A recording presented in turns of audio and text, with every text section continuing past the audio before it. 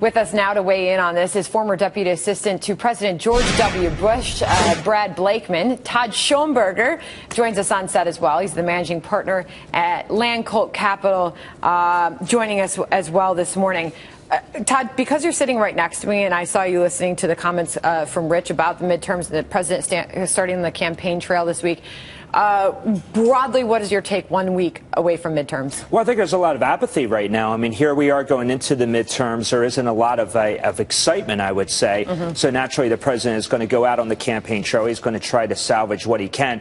But right now, I think the overwhelming forecast is for the GOP to take the Senate. However, the GOP will probably control 51 to 53 seats when all is said and done. Still not a lot of that they can do as far as policy changes for that will come out of the White House. But realistically, probably be an annoyance for the final 2 years. Interesting. Brad, your take 1 week away?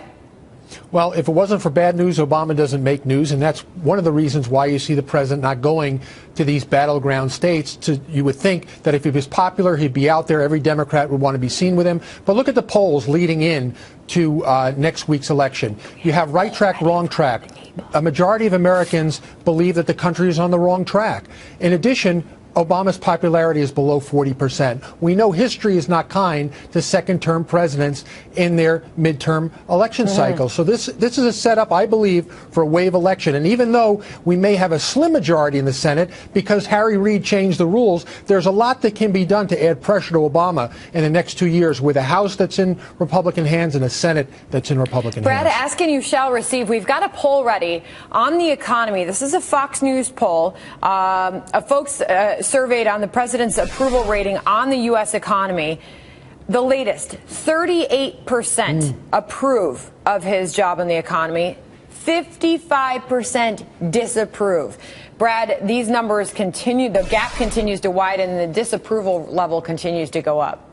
That's right, and that's why you see Democrats in Georgia and Louisiana and key states that Republicans need to win running away from the president. They're even running ads trying to distance themselves. But this is the warning that I have for those Democrats, is you can run away from Obama, but you can't hide from your record where you were an incumbent senator who voted 90+% of the time with Obama, including on health care, which the American people are still very, very unsure of and angry about. And people just in general don't feel great about the situation we're in. Of course, we've heard the president and his administration and Democrats, for that matter, who are running right now, tout the stock market at such record levels. The unemployment rate, the headline unemployment rate, Todd, has come significantly down from its highs during the recession. Right.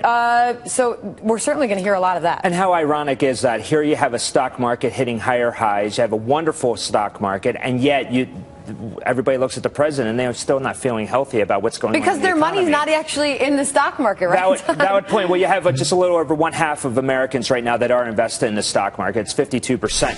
Here's the thing, though. I think, if anything, this shows how superficial the Democrats are. I mean, it used to be before, when you had the Greek columns, they were just jumping all over, head over heels, to talk to the president and have him stump for them. Now that's not the case. And now you actually have some Democratic candidates out there that are scared to death to even say they'd even voted for the guy. Brad, but messaging has always been the problem for the Republicans. I mean, here we're talking about disapproval ratings for the president's job in the economy, is overall disapproval ratings near record lows. People just aren't feeling better about this economy. But yet there's still some nervousness, coming from the right, that their own party just hasn't been able to hone in on that message, particularly in the last election. Will they do it this time? I think so, but it's not enough to be against something. You have to be for something. And I think in the closing days, Republicans have to have a positive message. People know how bad things are, but they want to know how good things can be. And I think if they stick to that message of reducing regulation, creating certainty and surety in the marketplace, this is what's going to help our economy as we move into a new era in January, when we have a Republican Senate and a House that is controlled by Republicans.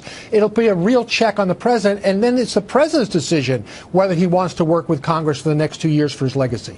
The truth be told, though, does it really matter? I mean, the President of the United States, I don't really think it matters who's in charge of Congress, actually, because realistically, he's still going to go forward with his agenda. He's already announced that he plans on staying in D.C. after his term is finished. I mean, it's almost as if he's going to do some backdoor campaigning to keep these policies intact. So realistically, he may not even care what happens next Tuesday because it's his agenda, and his agenda is all that matters. Interesting. Brad Blakeman, I'm going to thank you. And Todd, you're going to stick around. And I'm going to quickly plug the fact that I will be live on Election Night on the Fox Business Network. Maria Bartiromo will be here as well, along with Neil Cavuto.